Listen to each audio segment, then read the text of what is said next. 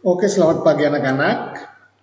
Setelah kalian melalui penilaian tengah semester ganjil, maka kini kita kembali untuk membahas tema berikutnya, yaitu tema 4, subtema 1. Kita mulai dengan bahasa Indonesia, yaitu pengertian tentang pantun. Pantun adalah jenis puisi lama yang tiap baitnya terdiri atas 4 baris dan memiliki sampiran dan isi. Yang kedua, baris pertama dan baris kedua itu merupakan sampiran, sedangkan baris ketiga dan keempat itu merupakan isi. Contoh pantunnya, jalan-jalan beli ikan tenggiri, pulangnya jadi mual-mual. Saat muda bermalas diri, saat tua pastilah menyesal. Kita lihat ciri-ciri pantun. Ciri-ciri dan bagian penggolongan pantun. Yaitu yang pertama, ciri-ciri pantun yang pertama yaitu tiap bait terdiri dari 4 baris. Kemudian berikutnya tiap baris terdiri dari 8 sampai 12 suku kata. Bersajak ABAB memiliki sampiran dan isi. Nah, untuk bersajak ABAB ini kamu akan lihat pada pantunnya sendiri, itu bagian huruf yang terakhir, ya. Jalan-jalan ke pinggir empang, nemu katak di pinggir empang, hati siapa tak bimbang, terus kamu botak minta dikepang. Nah, ini sudah nggak benar nih, gitu, ya. Nah, jadi itu pantunnya. Terus berikutnya yaitu pantun terdiri dari 2 bagian. Bagian pertama yaitu sampiran, kemudian bagian keduanya adalah isi. Tiap sampiran maupun isi nanti kalian akan baca di dalam ringkasannya. Kemudian kita berikut lagi lihat akan makna pantun. Makna pantun itu perhatikan bagian isi pantunnya, yaitu baris ketiga dan keempat. Untuk mengetahui makna pantun, kita lihat bagian isinya, yaitu baris ketiga dan keempat. Nah, lihat di situ. Pantunnya, pinang muda dibelah 2, anak burung mati dirangga. Dari muda sampai ke tua, ajaran baik jangan diubah. Maknanya yaitu, kamu lihat sebelahnya, nasihat untuk semua orang bahwa ajaran baik yang telah kita punya jangan diubah. Ajaran baik tersebut harus kita bawa kemanapun kita pergi, ya. Kita harus menjunjung tinggi ajaran baik berupa berapapun usianya. Nah, itu. Kemudian yang berikutnya, pantun, turun ke payah memetik kangkung, hati senang dibantu si dia. Bergotong royong penduduk sekampung, hasil mufakat hidup bahagia. Maknanya yaitu setiap manusia hendaknya menyisakan waktu untuk kegiatan sosial. Salah satunya bergotong royong dengan penduduk di sekitarnya, dan gotong royong harus tetap dijalankan agar kehidupan masyarakat rukun dan bahagia. Sekarang kita lihat berikutnya, yaitu mengenai mata pelajaran yang berikutnya,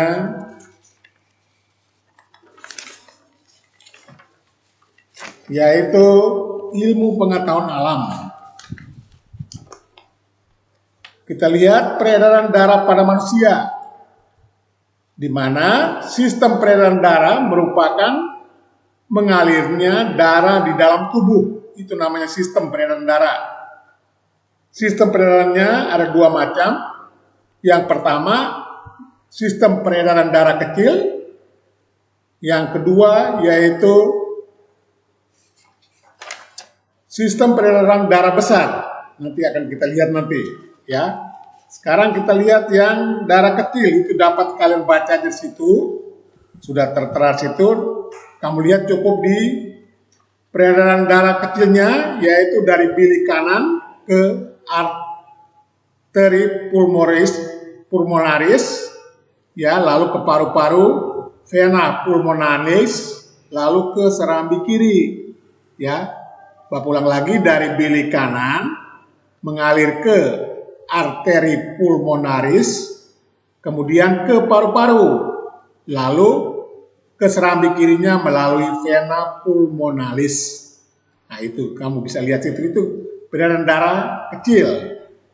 Kalau peredaran darah besarnya, kamu lihat di bagian bawah, yaitu dari bilik kiri masuk ke arteri besar, aorta, lalu ke arteri sendiri, kemudian ke seluruh tubuh, lalu dari seluruh tubuh ke serambi kanan melalui vena, ya, serambi kanan melalui vena.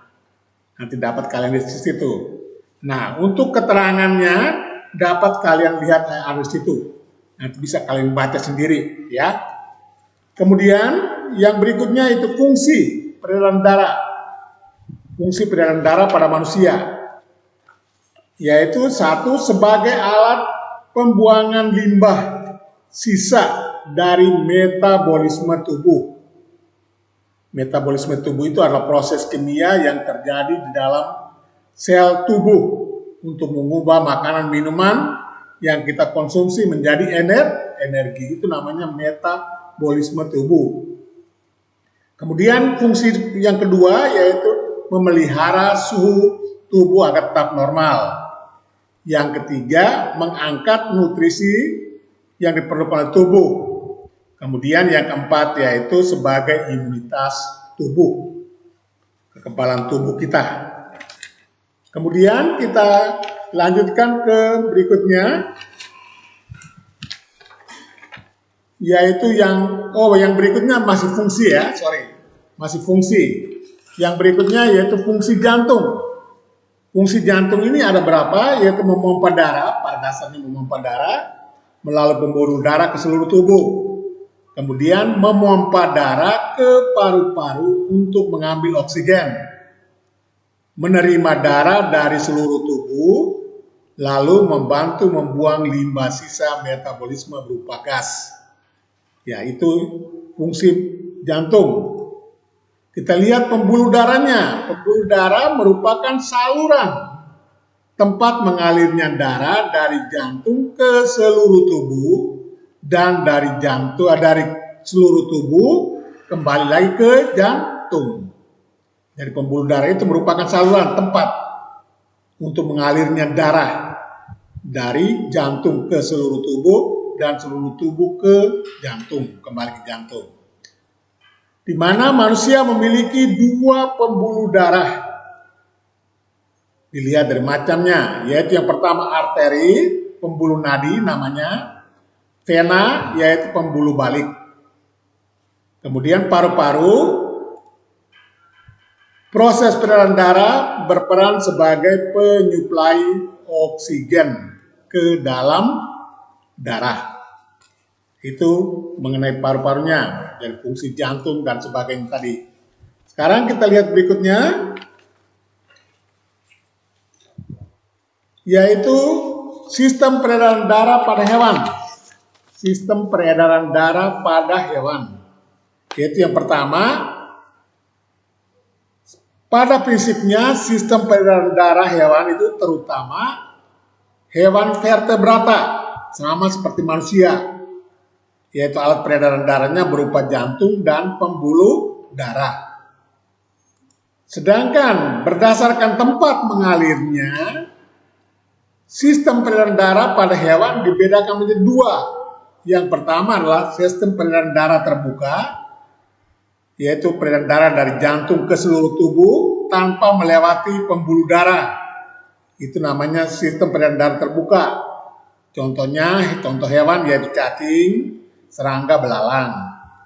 Sistem peredaran darah tertutup adalah peredaran darah yang dipompa dari jantung ke seluruh tubuh melewati atau melalui pembuluh darah.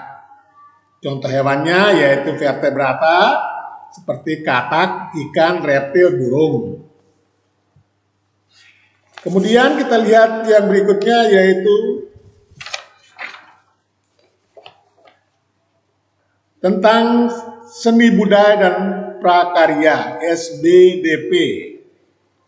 Kita lihat tangga nada. Yaitu apa tangga nada? Tangga nada adalah urutan nada yang disusun secara berjenjang. Urutan nada yang disusun secara berjenjang.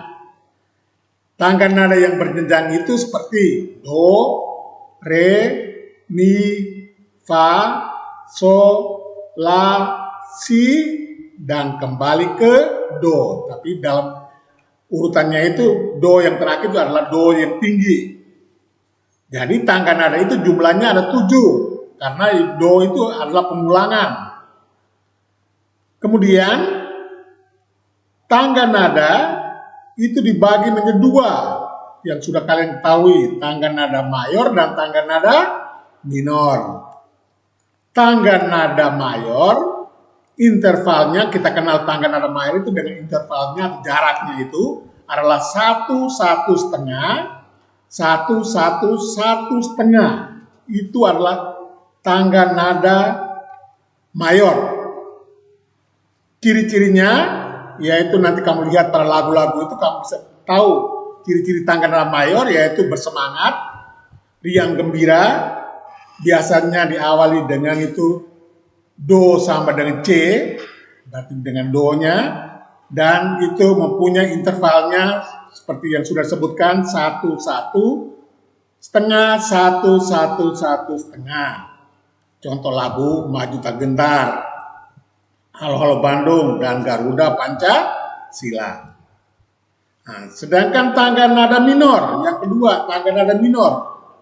Ini adalah tangga nada diatonis yang susunan nadanya berjarak atau berinterval 1,5, 1, 1,5, 1, 1. Itu ciri daripada itu tangga nada minor. Bapak ulangin, jaraknya 1,5, 1, 1,5, 1, 1. Ciri-ciri tangga nada minor yaitu kurang bersemangat, bersifat sedih. Biasanya diawali dan akhiri dengan nada la, do, la sama dengan la. Kemudian mempunyai pola intervalnya atau jaraknya itu adalah 1,5, 1, 1,5, 1, 1. Nah, itu mengenai SBDP. Sekarang kita berikutnya yaitu mengenai PPKN, Pendidikan Pancasila dan Kewarganegaraan. Yaitu kita lihat itu tentang kewajiban, hak, dan tanggung jawab. Di situ pengertiannya, kewajiban adalah sesuatu yang harus dilakukan atau dilaksanakan oleh masing-masing individu dengan penuh rasa tanggung jawab. Hak adalah sesuatu yang mutlak ya, yang harus menjadi milik seseorang dan penggunanya tergantung pada orang yang bersangkutan. Itu hak. Tanggung jawab adalah tugas dan kewajiban yang harus dilaksanakan.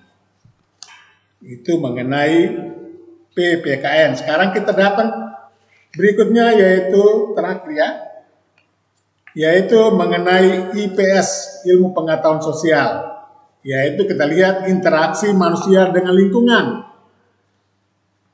Secara kodrati, setiap manusia akan berinteraksi, baik antar individu dengan kelompok, ataupun kelompok dengan kelompok.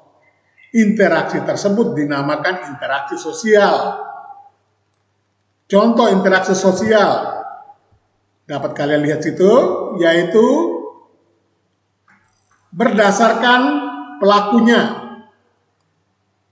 Berdasarkan pelakunya,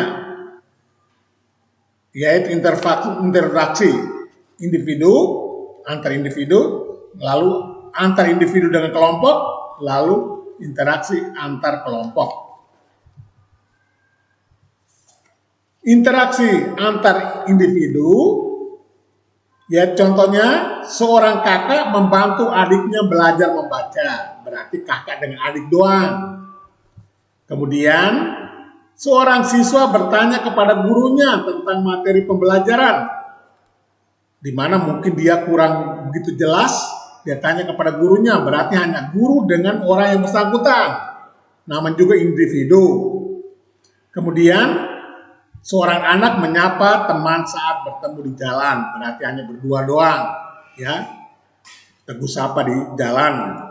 Sedangkan antar individu dengan kelompok, satu orang dengan kelompok, yaitu contohnya seorang guru mengajar siswa-siswanya di kelas. Ya seperti Mister ajarkan kalian, berarti individunya adalah Mister sendiri, sedangkan kelompoknya adalah kalian. Kemudian seorang kepala desa berpidato dengan warga desanya. Kemudian ketua kelompok memimpin jalannya diskusi dengan anggotanya.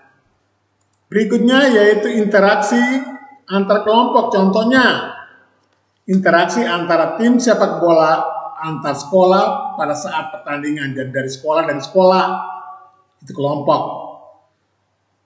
Kemudian satu kelompok melakukan presentasi di depan kelompok lain. Jadi misalnya dalam diskusi dibagi dalam kelompok, lalu kelompok yang bersangkutan maju untuk presentasi depan terhadap teman-teman kelompok yang lain. Itu termasuk interaksi antar kelompok.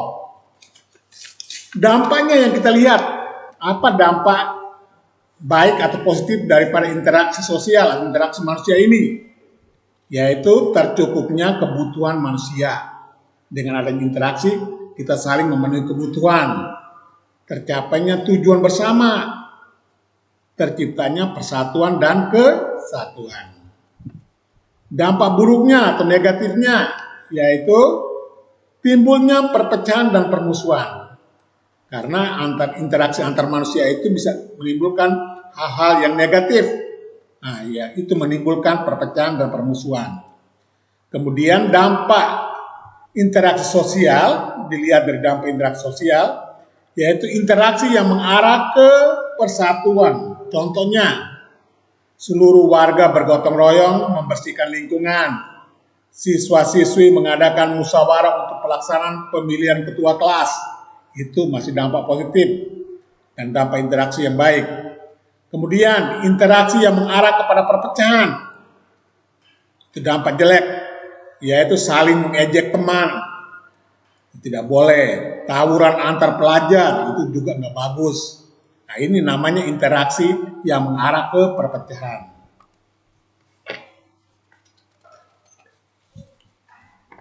Kemudian upaya yang dilakukan warga masyarakat di tempat tinggalnya, upaya apa dalam interaksi itu? Untuk meningkatkan pembangunan sosial budaya, yaitu yang pertama, membudayakan semangat bergotong royong, melakukan musyawarah dalam mengambil keputusan demi kepentingan bersama, kemudian menjaga kerukunan antar anggota. Sampai di situ kiranya pembelajaran 1-3 ini nanti akan kalian baca lagi kembali di dalam itu ringkasan materinya dan dicatat supaya itu menjadi bahan pembelajaran kalian. Nanti kita akan lanjutkan pada pembelajaran berikutnya. Terima kasih atas perhatiannya.